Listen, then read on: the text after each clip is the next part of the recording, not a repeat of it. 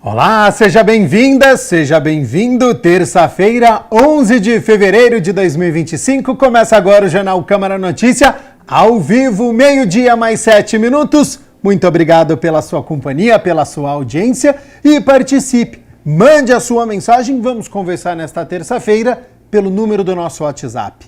19 é o nosso DDD, para você que é de Campinas e região, pode ir direto no número que já aparece aqui embaixo da sua tela. É o 978293776. Ou você tem a opção de enviar esta mensagem pelo nosso QR Code. Basta abrir a câmera do seu celular, como se fosse tirar uma foto, mas antes de apertar para tirar essa foto, você só vai apontar a câmera aqui, ó, para este QR Code. Porque aí já vai aparecer uma mensagem na sua tela. O WhatsApp da TV Câmara Campinas, você aperta e pode enviar o seu elogio, uma crítica construtiva ou o que você quer assistir aqui no nosso telejornal, que a gente conversa ao vivo. Confira a partir de agora os destaques de hoje.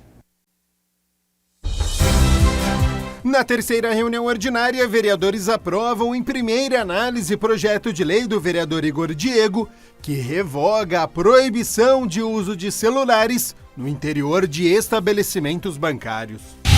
Vereadores também aprovam em turno único de discussão e votação projeto de lei que cria o Dia Municipal dos Territórios Negros. O vereador Carmo Luiz faz moção de apelo ao governo do estado solicitando melhorias na rodovia Engenheiro Miguel Melhado Campos. E o quadro Saúde Agora aborda o metapneumovírus, após milhares de casos surgirem na China e Europa.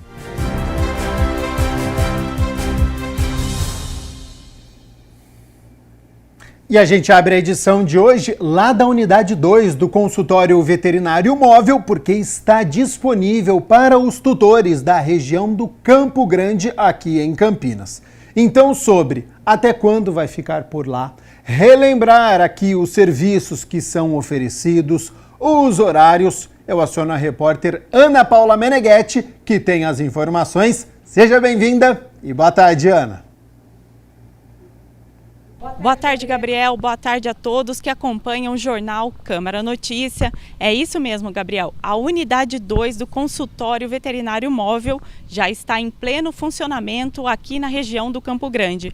E para explicar mais sobre esse serviço, eu converso com o Rodrigo Pires. Ele é gestor ambiental e também assessor do DPBEA, o Departamento de Proteção e Bem-Estar Animal aqui de Campinas. Primeiro, Rodrigo, muito obrigada pela sua participação aqui no Câmara Notícia. Primeira pergunta, né? Todo mundo quer saber. Até quando que o consultório móvel fica aqui na região do Campo Grande? Inicialmente vai permanecer com as atividades até o dia 13 de março. Caso a demanda seja muito alta, existe a possibilidade de prorrogação, mas a data inicial até 13 de março.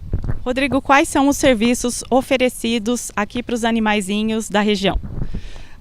No consultório móvel, a gente oferece desde a consulta básica, né, uma consulta médico-veterinária. Então o tutor vai receber aí as orientações em relação à saúde do animal. Caso haja necessidade, pode ser feita também a vacinação múltipla dos cães, né? E é feito também a microchipagem, que é obrigatória por lei desde 2019 e que aqui no consultório móvel ela é realizada gratuitamente. Rodrigo, já que você citou aí sobre a microchipagem, qual que é a importância desse procedimento? A microchipagem é uma das principais políticas públicas aí voltadas para os animais. E ela traz um benefício para o tutor, no caso de uma eventualidade que o animalzinho acabou escapando, fugindo. Ele entrando no sistema de proteção municipal, a gente consegue ler os dados do leitor e identificar quem é o tutor. Então esse animal pode ser reencaminhado aí para o tutor. Um serviço muito importante, com certeza. E Rodrigo, fala um pouquinho para a gente sobre a estrutura aqui do consultório. Quantas salas, quantos profissionais que atuam diariamente? Cada unidade nossa conta com 3 consultórios, uma recepção. Então a gente tem a recepcionista, um auxiliar aí de veterinário e 3 médicos veterinários atendendo todos os dias em cada unidade. E fala pra gente também, Rodrigo, onde está nesse momento, né, a unidade 1 do consultório móvel, porque tem essa aqui na região do Campo Grande, mas também tem outra em outra localidade fazendo também esses atendimentos, não é isso? Isso mesmo. A unidade 1, ela está na região na região sudoeste, na região dos diques, no CRAS Nelson Mandela. E ela vai permanecer lá até o dia 27 de fevereiro. Agora, para a gente encerrar aqui o nosso bate-papo, né, Rodrigo, acho importante a gente reforçar o endereço aqui para a população do Campo Grande. Quem tiver um animalzinho de estimação, quiser trazer aqui para alguma consulta, né, fazer essa vacinação, essa microchipagem também.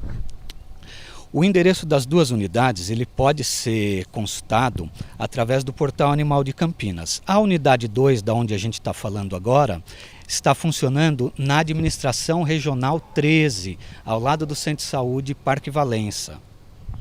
E uma informação também que eu acho importante é o que os tutores precisam trazer para garantir, na verdade, o atendimento do animalzinho aqui no consultório. Isso é importante que seja uma pessoa maior de idade, que traga o animal, venha com documento de identidade com foto e um comprovante de residência. Pode morar em qualquer bairro de Campinas, mas é necessário que seja residente no município de Campinas. Isso é muito importante reforçar então para a população. Quem não morar aqui nesse bairro, mas trouxer o bichinho para atendimento, vai ser atendido. Qualquer morador de Campinas com comprovante de residência aqui no município pode ser atendido em qualquer uma das duas unidades. E alguns tutores chegaram cedo no consultório móvel e conversaram com a nossa equipe sobre o que estão achando do atendimento. Eu acho incrível, porque ainda mais, né, é muito caro, né, o veterinário hoje, infelizmente, ele é inacessível para algumas pessoas, né, igual ele tá com um probleminha na orelha, eu falei, vamos levar lá, porque dinheiro mesmo a gente não tem, então a gente tem que ir atrás desses pelo menos mais acessíveis pra gente, né.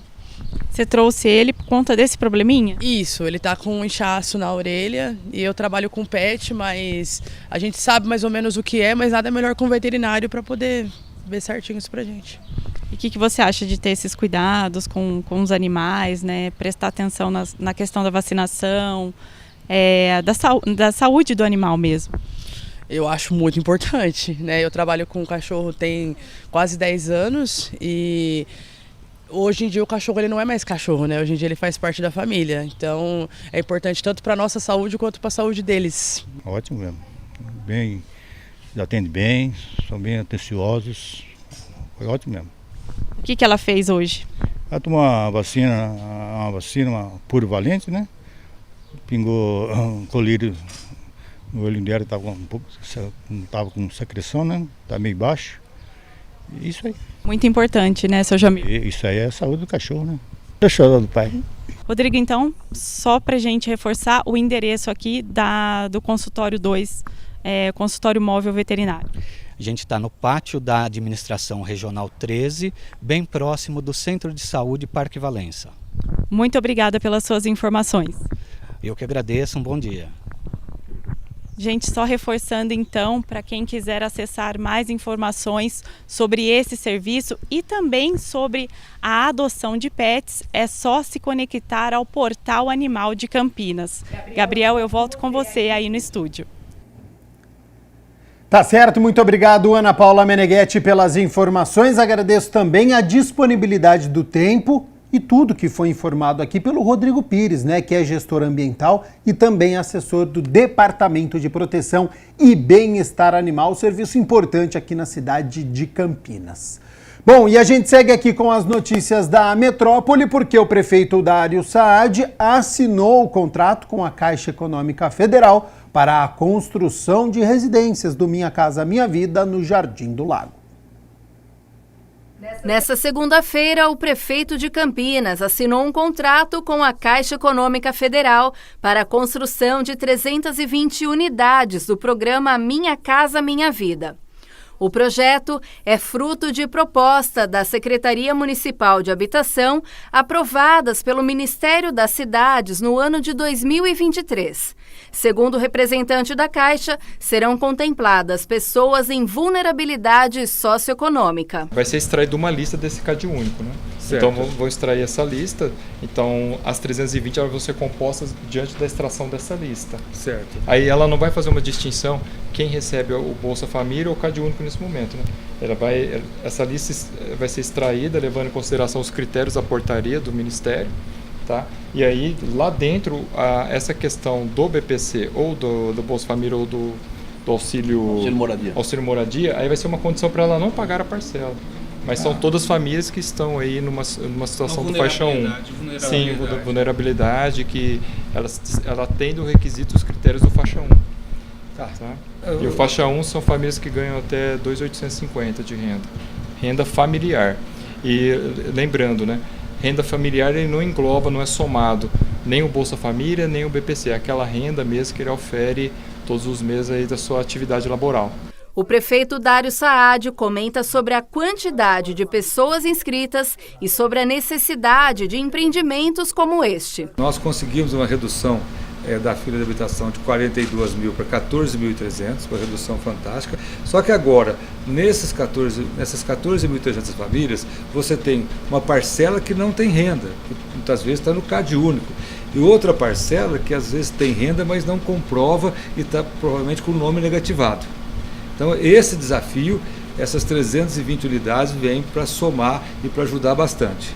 Porque até onde a gente levou a oferta de imóveis de interesse social, com o Minha Casa Minha Vida, uma parte também com um subsídio da Casa Paulista, que é o subsídio menor, o maior subsídio da Minha Casa Minha Vida, a gente conseguiu fazer essa redução histórica. Para reduzir mais, a gente precisa de empreendimentos como esse, que focado nas famílias que estão no Cade Único, que é o Cadastro Único de Benefício, Bolsa Família, BPC, e que tem critérios de vulnerabilidade. Ao final, o porta-voz da Caixa Econômica Federal destacou o diferencial das novas regras e a composição deste empreendimento. Neste novo Minha Casa Minha Vida, nós tivemos o primeiro Minha Casa Minha Vida e esse segundo. Né? Essas regras foram alteradas, foram inseridas, como por exemplo essa questão do não pagamento de prestação para quem está no Bolsa Família ou no BPC e outros programas. Né? Então, essa foi uma das grandes novidades. Além disso, né, o Minha Casa Minha Vida 2 trouxe também na questão da tipologia. Nós estamos falando de apartamentos aqui de 52 metros quadrados, né, com varanda, né, com toda a infraestrutura, né, que trouxe uma melhoria muito grande, né, nos imóveis. Então, e essas grandes e outras diferenças também. Mas essas diferenças chamam a atenção. Isso que o prefeito falou é verdade. Chega uma faixa de renda, né, uma população que você, se não tiver um programa como esse, não consegue atender. E é um programa que tem que ter parceria. No caso aqui é a prefeitura, o governo federal. Algumas vezes o Estado entra também, que facilita, né, a gente atender essa população, mas nesse caso desse programa que o Taubaté 4 e 5 que a gente está assinando hoje, né, uma parceria da prefeitura com o governo federal. Se não tivesse essa parceria, não seria possível atendimento dessas 320 famílias. Ao todo, estão previstas 4.063 unidades do programa Minha Casa Minha Vida em todo o país. Aproximadamente 16 mil pessoas devem ser beneficiadas, distribuídas em 23 municípios de 12 estados. A portaria número 725 do Ministério das Cidades, publicada em 2023, determina que todas as casas ou apartamentos sejam localizados em áreas urbanas consolidadas ou em expansão. Além disso, essas áreas devem contar com infraestrutura básica, incluindo rede elétrica, saneamento básico, acesso a serviços de educação e saúde, comércio e também transporte público coletivo. Bom, meio-dia mais 20 minutos, vamos com as notícias do Legislativo, porque ontem os vereadores aprovaram em primeira análise o projeto de autoria do vereador Igor Diego para revogar a lei que proíbe a utilização de celulares no interior de estabelecimentos bancários. Na terceira reunião ordinária, os vereadores se reuniram e aprovaram por unanimidade dos presentes o projeto de lei de autoria do vereador Igor Diego, que revoga a Lei número 13.968, de 17 de dezembro de 2010, que proíbe a utilização de telefone celular ou equipamento similar no interior dos estabelecimentos bancários e instituições assemelhadas. Olha, essa lei ela foi aprovada aqui em 2010 e na época existia muita saidinha de banco. O uso a utilização do celular naquela época ela era um mecanismo para comunicação ali dos assaltantes, e essa lei ela veio acabando se tornando em desuso com o avanço da tecnologia. Então, hoje em dia, dentro das agências bancárias, se faz necessária a utilização do smartphone, do celular, e a gente acaba contrariando o avanço tecnológico. Até porque esse crime também ele já foi bastante superado, os índices diminuíram, né? Até não se faz tão necessário como a época. O Departamento de Proteção e Defesa do Consumidor do Ministério da Justiça já emitiu parecer técnico classificando o celular como um produto essencial e indispensável às necessidades do consumidor. Hoje contradiz, né, porque a maioria ali do pessoal que vai ao banco, eles têm um aplicativo instalado, precisa da utilização do celular até mesmo para fazer o cadastro e a autorização da chave. E a gente segue na terceira reunião ordinária porque os vereadores também aprovaram o projeto que cria o Dia Municipal dos Territórios Negros em Campinas. A Câmara aprovou em votação única a proposta da vereadora Guida Calisto, que institui o Dia Municipal dos Territórios Negros e o inclui no calendário oficial de eventos do município de Campinas. A gente quer destacar a luta que o povo negro teve nessa cidade, né? Destacar a contribuição que a população negra deu para a cidade de Campinas. A maioria das cidades brasileiras, a gente sempre marca ali a contribuição de alguém que está sempre localizado numa classe social da elite, né? Ou seja, um empresário, ou um fazendeiro, né? Ou alguém que intelectualmente muito reconhecido, e muitas das vezes a gente não conhece a contribuição que as diversas população, né, enfim, vieram para cá, para o nosso país e deram, né, para a nossa cidade. A data escolhida, 12 de outubro, refere-se ao nascimento de Laudelina de Campos Melo, mulher negra, incluída no livro de aço dos Panteões da Pátria, denominado Livro dos Heróis e Heroínas da Pátria, por meio da Lei 14.635 de 2023. Ela foi cofundadora da Frente Negra Brasileira e também do Sindicato das Empregadas Domésticas em Campinas, bem como foi a fundadora da primeira creche na cidade, no Jardim Proença. Para quem não conhece, Laudelina é uma mulher mundialmente reconhecida. Até o Google, quando é o dia do aniversário de Laudelina, que é o dia 12 de outubro, ele sinaliza aniversário de Laudelina. Então, assim, essa é uma referência muito importante para nós. Laudelina não nasce em Campinas, mas Laudelina fez toda a sua trajetória aqui na nossa cidade. Então ela tem tudo a ver, né, com a nossa cidade. Foi uma mulher negra, batalhadora, organizou um dos maiores sindicatos, o primeiro sindicato de trabalhadoras domésticas, que na sua ampla maioria são mulheres negras, vulnerabilizadas, com muita dificuldade. E Laudelina sempre foi uma mulher que impulsionava as mulheres, valorizava a autoestima, falava da beleza negra, apoiava que as mulheres deveriam estudar, ir para a escola. Enfim, então tem tudo a ver com essa luta. Para a Guida, homenagear pessoas como Laudelina é reconhecer a contribuição dos negros e de pessoas de várias classes sociais na construção de Campinas. A cidade de Campinas ela foi forjada também pela luta e o trabalho, o suor do povo negro. Então, cada cantinho que você vai nessa cidade, você vê a presença da cultura, da memória da população negra. E a gente apresenta esse projeto justamente para sair, né, daquele estigma de que o negro era escravizado, era escravo, era açoitado, mas não. A gente quer valorizar a sua cultura, a sua memória e tudo que ele compartilhou, né, quando eles foram escravizados e trazidos para cá, como a gente costuma dizer, né? Quando a população negra foi sequestrada dos seus territórios de nascimento e trazidos para o Brasil, o quanto ele contribuiu aqui para a nossa cidade. Lembrando que você pode rever ou assistir na íntegra as mais de 3 horas de discussões e votações da terceira reunião ordinária no YouTube da TV Câmara Campinas. Bom, a gente segue aqui com as notícias do Legislativo, porque o vereador Carmo Luiz protocolou uma moção que foi aprovada em plenário, solicitando ao governo do estado melhorias na rodovia Engenheiro Miguel Melhado Campos.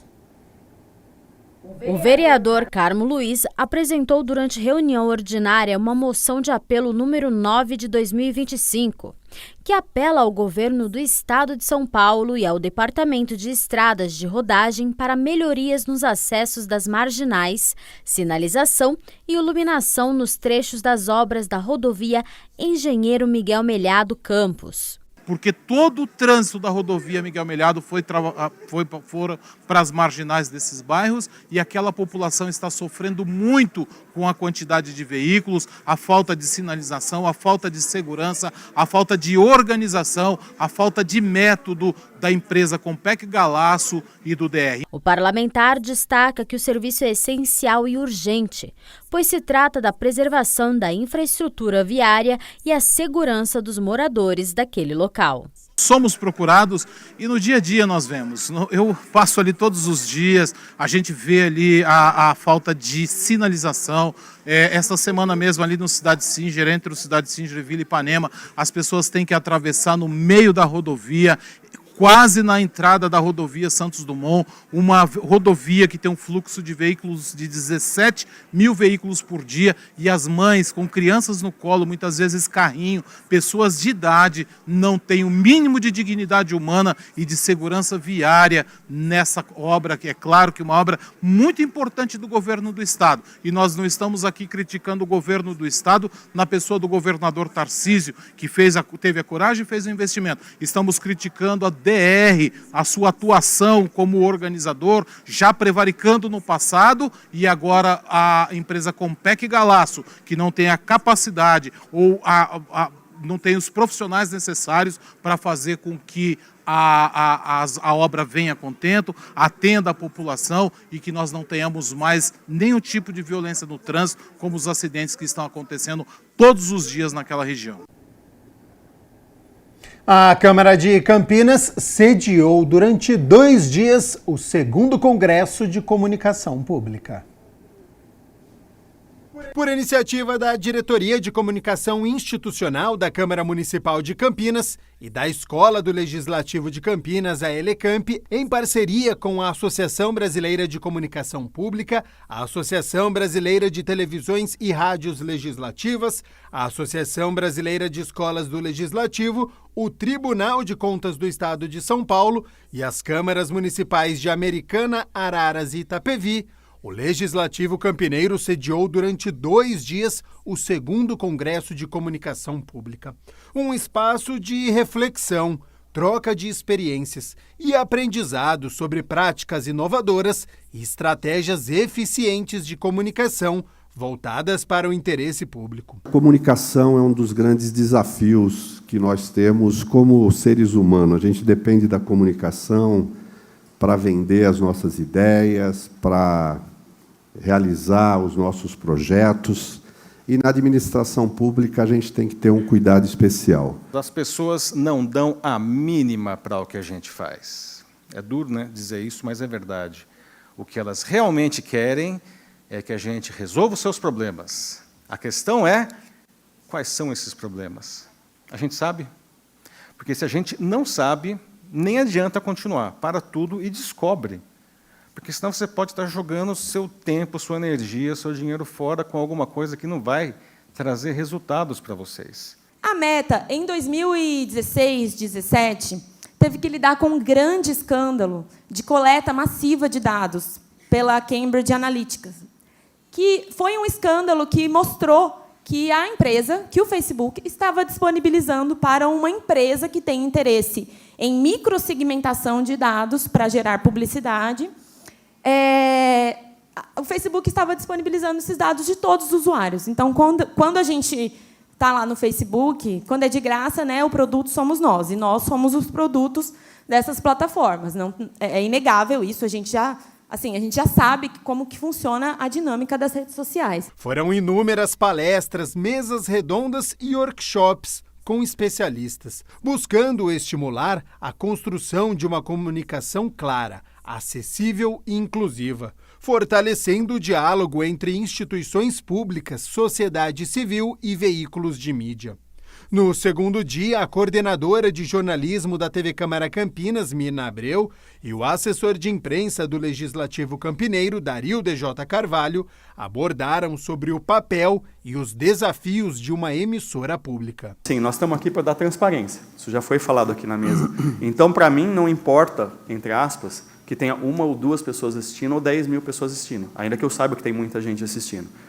Por quê? Porque a minha função primordial é dar transparência. Segundo, quando eu faço essa mistura do assunto política com entretenimento, com cultura, eu tiro essa aridez do assunto, eu atraio mais gente, né? É a fórmula da bolacha recheada, né? Eu ponho o recheio, às vezes as bordas ali o pessoal não gosta, mas ele compra pelo recheio. Tem uns que consomem só recheio, mas acaba consumindo os dois. Então é uma fórmula bem interessante. A gente tinha que fazer tudo. Então vamos criar os programas, juntando aí essa questão do que precisa ser informado para a população do trabalho legislativo com aquilo que as pessoas querem. Então, é transparência e cidadania. Eu acredito que a TV pública ela tem uma função essencial, que é o cidadão que ele possa se ver na TV. Porque ele só se vê na TV comercial, principalmente estou falando aqui de periferia, quando acontece um crime no bairro dele, quando acontece algum problema muito sério, que daí a TV comercial manda alguém para fazer uma matéria sobre uma reclamação. Mas a gente não consegue, de forma geral, mostrar que existe muita coisa boa, independente do bairro. E aí é que entra cada um desses programas que a gente foi formatando ao longo desses anos. E a Escola do Legislativo de Campinas apresentou o novo plano anual de atividades para a Câmara de Campinas. Acompanhe.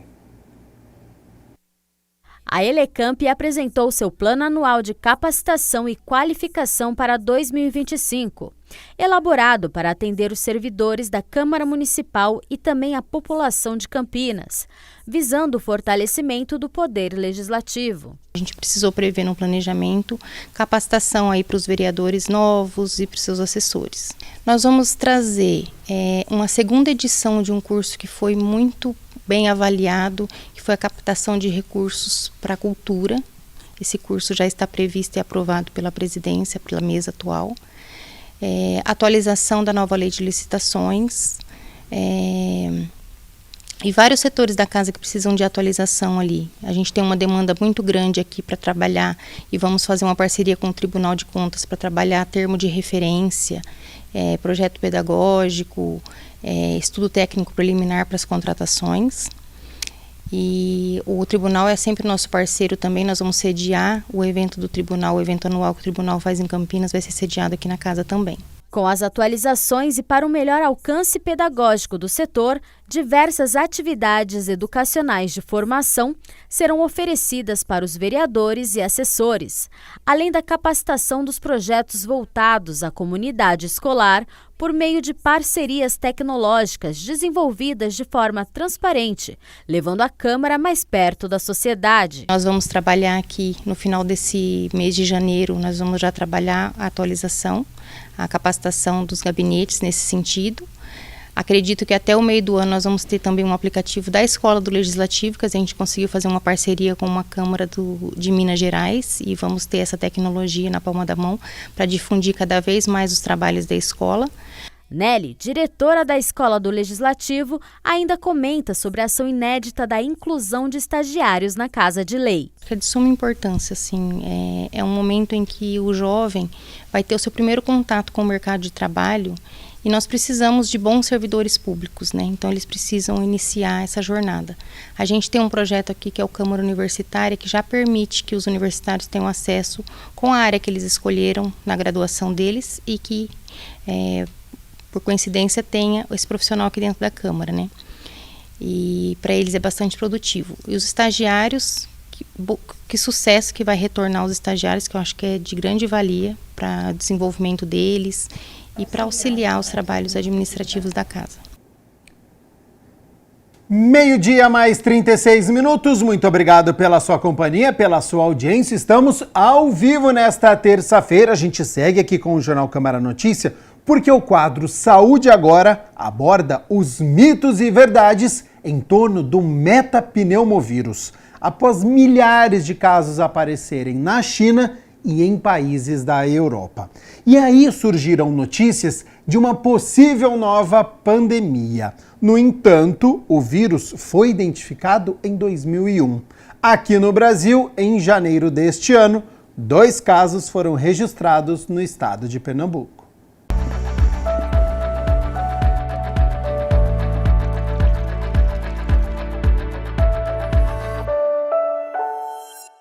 Olá! Pernambuco identificou os primeiros casos confirmados de 2025 para o metapneumovírus humano em janeiro deste ano. No Brasil, o vírus circula há mais de 20 anos, sendo registrado pela primeira vez em 2004. Em 2001, ele já havia sido identificado na Holanda. As amostras positivas foram de 2 crianças, uma de 1 ano e 7 meses e outra de 3 anos e 11 meses, que são moradoras do Recife e Jaboatão dos Guararapes, na região metropolitana do estado. Ambas apresentaram sintomas como febre, tosse, desconforto respiratório e diarreia, mas já receberam alta hospitalar após o tratamento. Mas afinal, o que é esse vírus? Temos motivos para alertas? Quais os mitos e verdades em torno do chamado HMPV? E é sobre isso que o Saúde Agora fala hoje, e nós estamos com a virologista e chefe do Laboratório de Vírus Respiratórios e são temáticos, enterovírus e emergências virais do Instituto Oswaldo Cruz, a Maria Siqueira, lá da Fiocruz. Marilda, seja bem-vinda aqui ao Saúde Agora. E eu já vou fazer a primeira coisa, antes da gente entrar nesses casos específicos, para quem está em casa entender exatamente o que é o metapneumovírus, né? Ele é mais um tipo de gripe? O que está acontecendo? Seja bem-vinda. Muito obrigada pela oportunidade de estar aqui com vocês nesse programa tão informativo. É um prazer muito grande. O metapneumovírus humano, como você disse, ele foi detectado pela primeira vez em 2001 na Holanda. Não quer dizer que ele começou a circular naquela época. Quer dizer que naquele momento alguns cientistas tiveram metodologias que possibilitaram a identificação do vírus.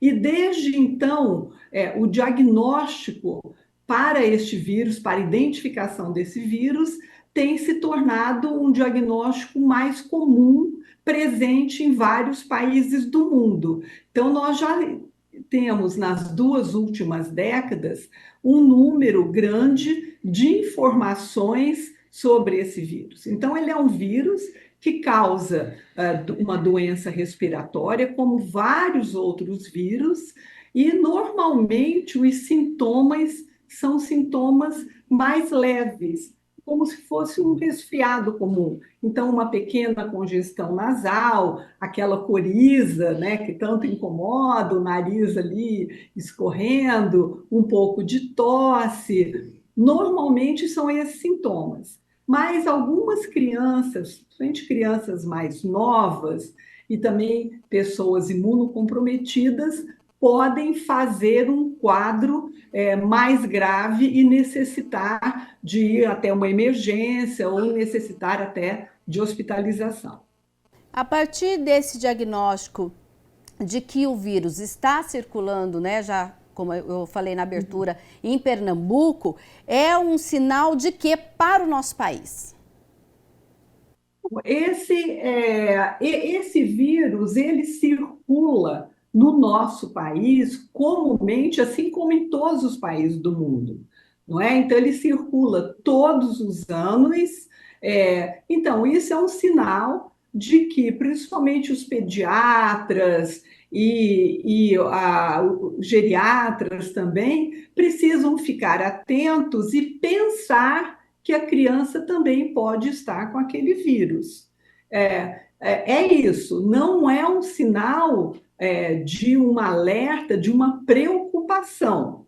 E isso é para o sistema de saúde ficar, então, ciente. Olha, nós já agora em 2005 já detectamos, no caso de Pernambuco, e provavelmente está circulando também em outros estados do nosso país, detectamos um metapneumovírus que pode ser uma das possibilidades de causa de infecções respiratórias que várias crianças e vários brasileiros podem apresentar neste momento. Não é, como disse, uma questão de alerta ou de ficar preocupado em relação a um possível quadro que pode agravar a saúde da nossa população. Não estamos nessa fase.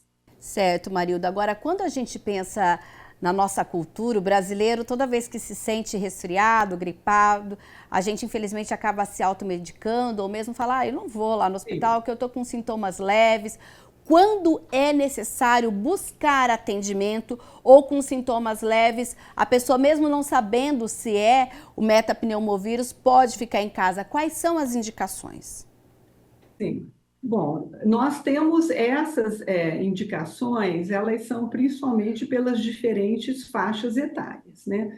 Naturalmente que em crianças muito pequenas, as mães têm que estar mais atentas, porque as infecções respiratórias, não somente causadas por este vírus, mas por vários outros vírus e também bactérias, podem se agravar. Então, a atenção da mãe de perceber que a criança está tendo algum tipo de desconforto ou uma dificuldade de respirar ou nariz muito entupido, leve numa unidade de saúde, numa UPA, num posto de saúde, para essa criança ser avaliada.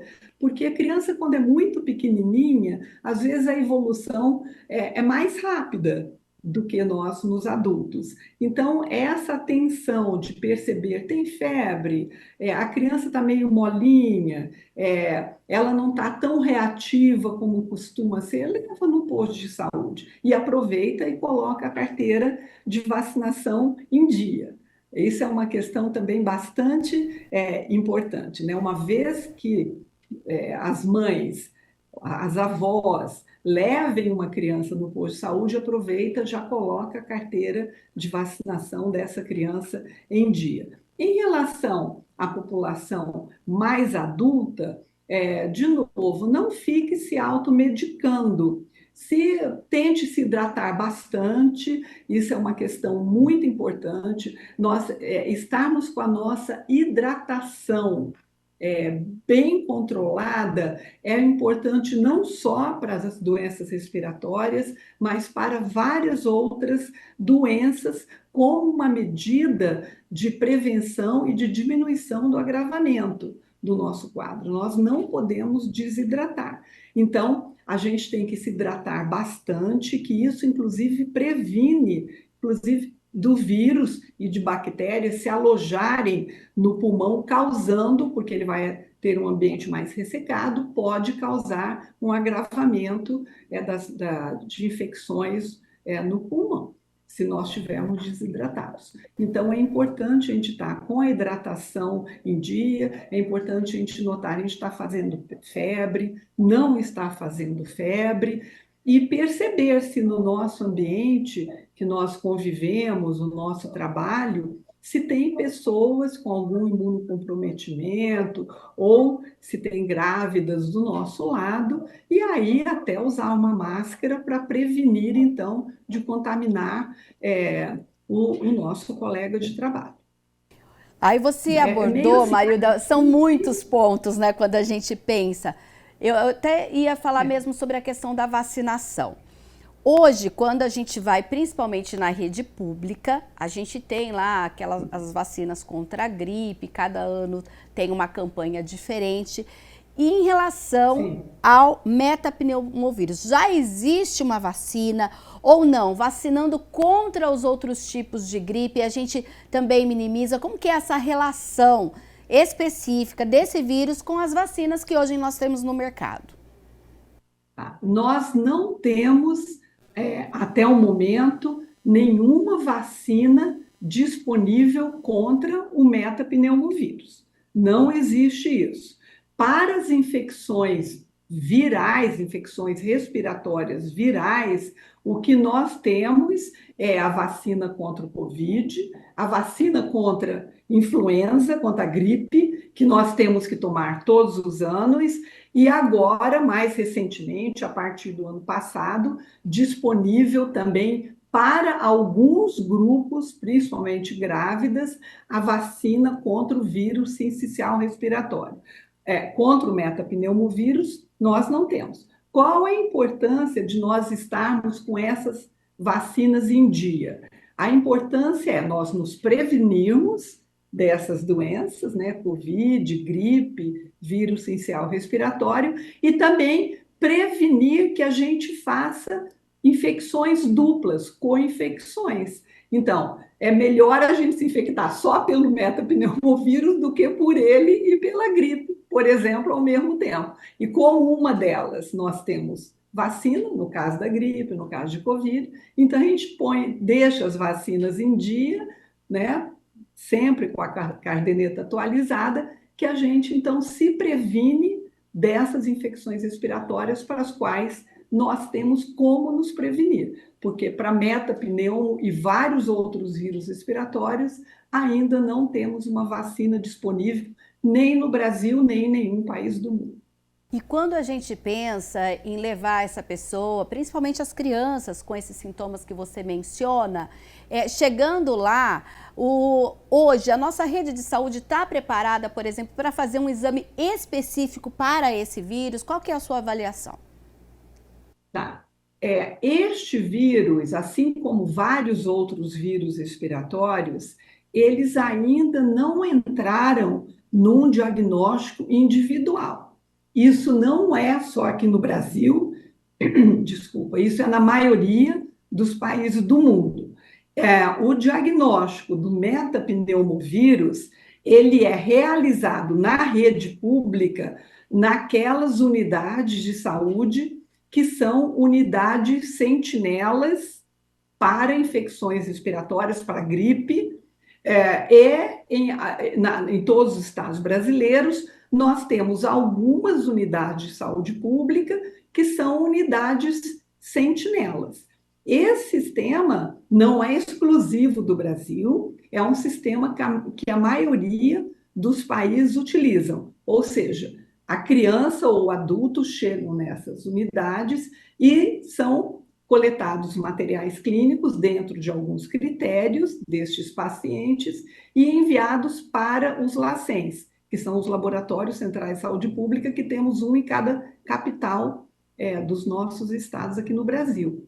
E o LACEN, então, os LACENs realizam o diagnóstico, principalmente para gripe, Covid, sincicial respiratório, e o metapneumo, ele entra, então, como um diagnóstico diferencial para saber se na população aquele vírus está circulando, mas não como um diagnóstico de caso a caso de cada pessoa. Esse é o sistema que nós temos implementado. O Marilda, infelizmente, né, com o advento da internet, a gente também está tendo que lidar com as fake news. E não foi diferente nessa questão do metapneumovírus, inclusive com a circulação dizendo que na China começou uma pandemia, na Europa e tudo mais. Isso não tem nada a ver com pandemia de Covid-19, com coronavírus. Vamos deixar bem claro. Vamos deixar bem claro. Primeiro, nós temos que entender o que é uma pandemia, qual a definição de uma pandemia, né? Então, a pandemia é quando nós temos o início, a entrada de um novo vírus, um vírus que nunca circulou na população mundial. Então, ele chega nessa população, né, através principalmente de outros animais, por exemplo, como foi o caso da Covid, que passou de um hospedeiro animal para o hospedeiro humano, e o hospedeiro humano, nós, nunca tivemos contato, por exemplo, com a Covid. E o vírus conseguiu se transmitir muito bem entre os humanos e causou uma pandemia, ou seja, o vírus se espalhou para todos os continentes. Então, nós temos um novo vírus que nunca circulou na população humana e que conseguiu se espalhar, ser transmitido. Isso é uma definição clássica do que é uma pandemia. No caso do metapneumovírus, nós já temos a circulação desse vírus. Nós não sabemos por quantas décadas esse vírus já circula, quando ele foi introduzido na população humana. O que nós sabemos é que em 2001 foi a primeira vez que identificaram ele. Provavelmente já estava circulando há muitas décadas anteriores. E, portanto, nós não temos agora uma pandemia, não vamos ter uma pandemia. Tá certo, então eu agradeço a sua participação aqui no Saúde Agora. Prazer muito grande. E eu que agradeço esse convite e muito obrigada aí pela iniciativa deste canal de televisão de ter, então, um programa assim tão importante de informar a toda a nossa população e atualizar o que vem ocorrendo em termos de saúde e as pessoas poderem ter uma informação confiável através de vocês. Eu é que agradeço essa iniciativa de vocês. Muito obrigada. Tá certo, então, no Saúde Agora, nós acabamos de conversar com a virologista e chefe do Laboratório de Vírus Respiratórios, Exantemáticos, Enterovírus e Emergências Virais do Instituto Oswaldo Cruz, Amarilda Siqueira, da Fiocruz. O Saúde Agora fica por aqui. Até uma próxima.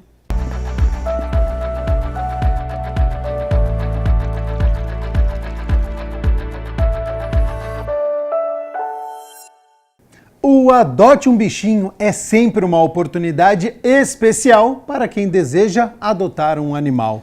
Os nossos amigos estão ansiosos para ter um novo lar.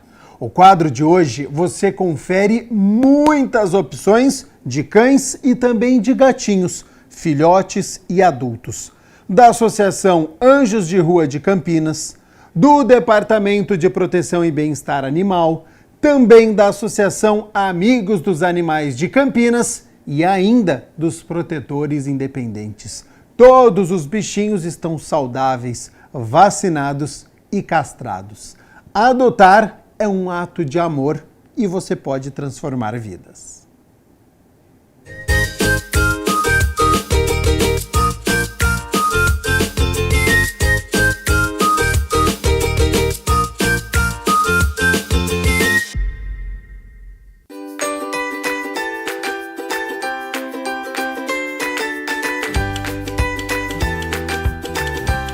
Vamos conhecer os bichinhos que estão para adoção nesta semana? A Associação Anjos de Rua de Campinas tem vários cães e gatos aguardando uma família. O Apolo tem 3 anos, já está castrado, vermifugado e vacinado. É um cachorro de porte médio, chegando a pesar até 20 quilos. Ele é muito dócil e brincalhão, convive bem com outros animais, inclusive gatos.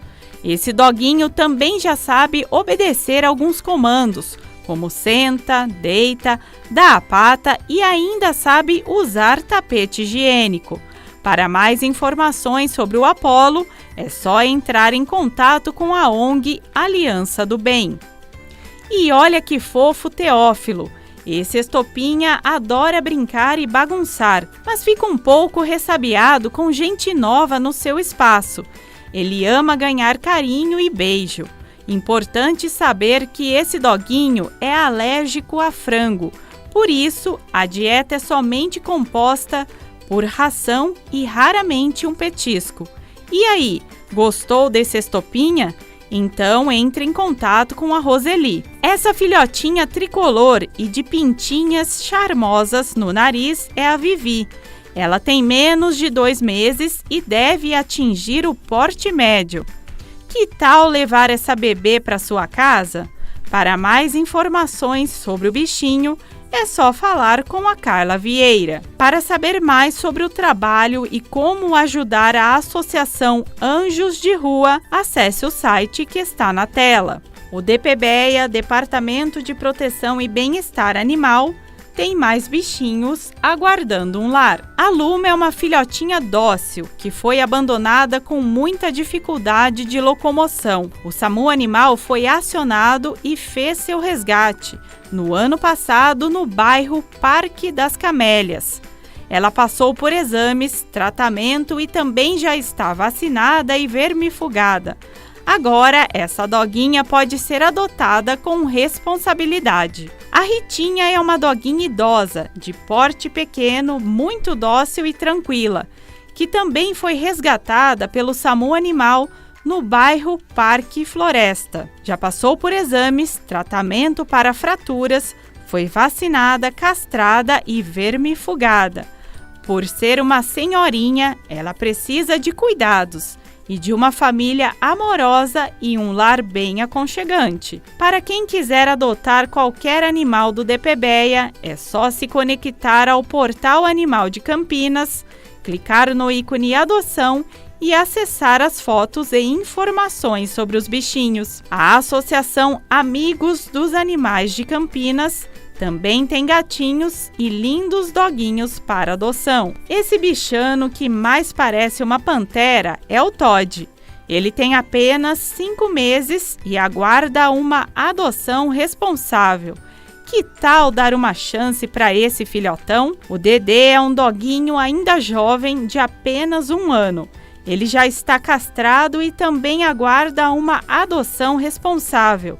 Que tal ter esse amigo como novo membro da sua família? Para adotar qualquer animal da Associação Amigos dos Animais de Campinas, entre no site e preencha a ficha de interesse. Os protetores independentes ainda têm vários animais esperando por um lar. A princesa foi retirada das ruas após sofrer maus tratos.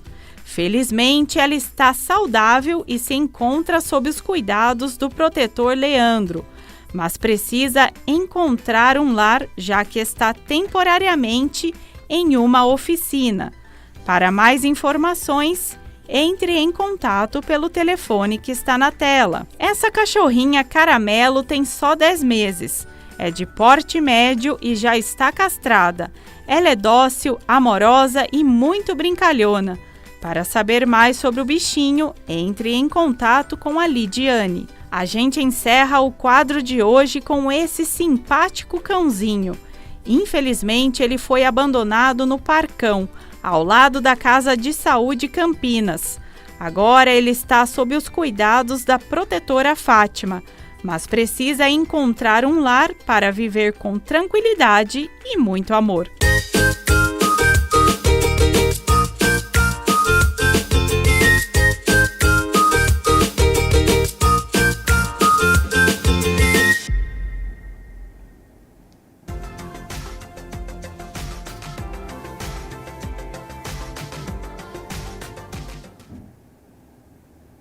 Amanhã, quarta-feira, o sol aparece durante todo o dia. A nebulosidade também se faz presente, mas não tem previsão de chuva. É dia estável e faz calor, viu? Olha só, as temperaturas já estão aqui na minha tela. Então, amanhã, 12 de fevereiro, mínima de 21 graus, já é uma mínima elevada. Ao longo do dia a temperatura sobe, então olha a amplitude térmica, né? De 12 graus a diferença, mínima de 21, porque a máxima pode chegar aos 33 graus aqui na cidade de Campinas. O Jornal Câmara Notícia fica por aqui. Muito obrigado pela sua companhia, pela sua audiência. Continue na nossa programação e nos vemos amanhã na quarta-feira ao meio-dia, ao vivo. Te espero. Até lá. Tchau, tchau.